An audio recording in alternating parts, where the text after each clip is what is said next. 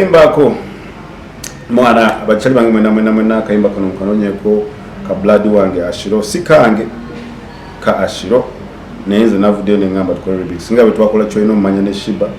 nange yanyamba nankwata ko nange saa nange mwana nkozese kuchensowola nyambe kono omuntu omulana yena ya ayino agire so wangu okala ne DJ or presenter tobimba mutima just kayimba kakube kayimba kalungi by the way kayino obuzina obulungi n'abakyala mufuna obutiiti ekiwato gwe ekyo kimanyi nga kirimu obutiiti ng'omwana ali mukugira ali nga kirimu obutiiti ate omwana abanga akutte ku amanyi digidigi manyole yowonvuma nze bale manjagala nnyo ate nkulage nti agwa ate gwe musobya gwanvumye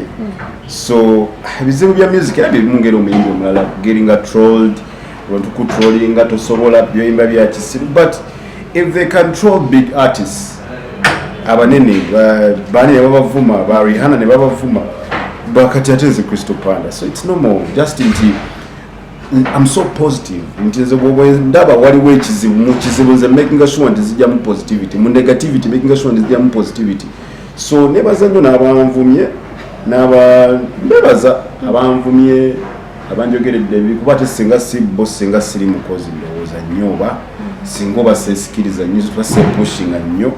kuba omuntu akumukuga nti osobola bwoba olina amagezi oba olina kikyusamu olage nti osobola so mbebaza nnyo bambi okunvuma mbebaza nnyo okunteeka wansi kinyambe nnyo kimotivates but that is my biggest motivation bantu kuŋŋamba nti osobola banekiki that's my biggest motivation in career. Gwenga pando controlling cha negativity ebera ku social media notabaddamu bawerawo asina budde luli nalina mu kubudde nebo nsanga nga ndi mu free time nkuwamu nge ndi muntu nyigamuko ne luli nalina nnyo obudde nga ntula nnyo kusimya ne kati mwana oba oli wano bagamba ate ekyuma kya salon kikoza kino oba oli wano nti ate video tena bakugo oba oli wano nti ate bakwetaga ku radio te kwegamba ng'obwongo omanyi omuzungu kyayita an idle mind is a devil's workshop.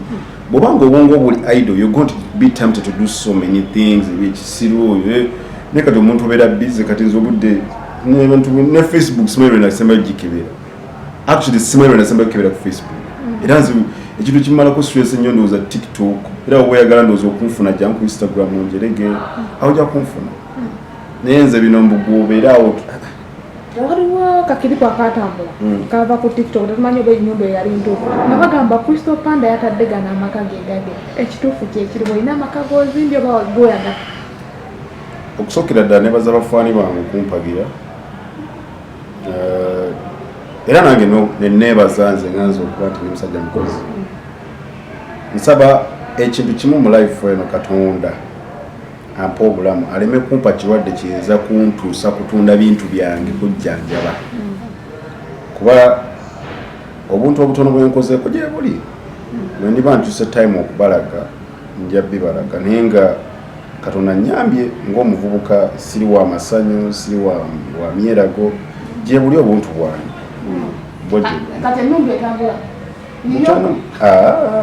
era ababitambuza bamanyi gye bagijja naye nze ng'omuntu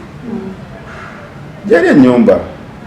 nesiye era kino kanki bagambe bwe muze mukunda bakwenti mugenda kunda banga nkola show zange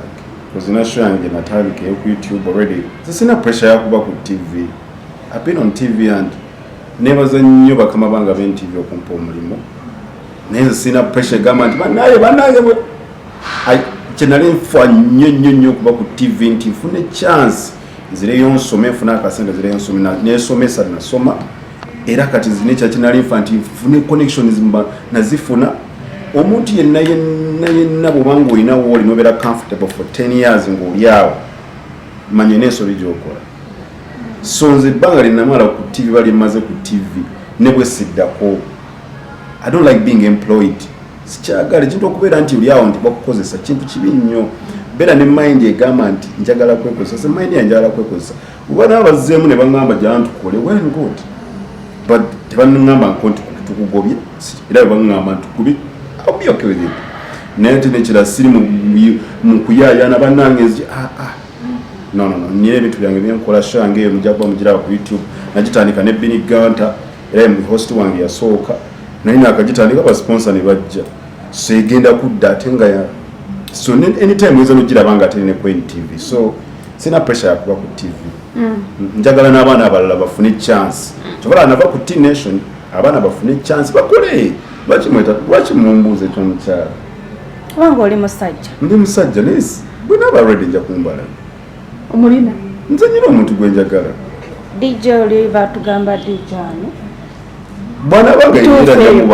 bwanabanga yeye nja mubala nkola naye oyo koligi wange nkola naye tukola ffenna ku radio nyata nsibayange neŋŋamba nti girlfriend wange and whatever happened between her and him maybe byaliwo in the past and I don't care buli mwaina past ye nze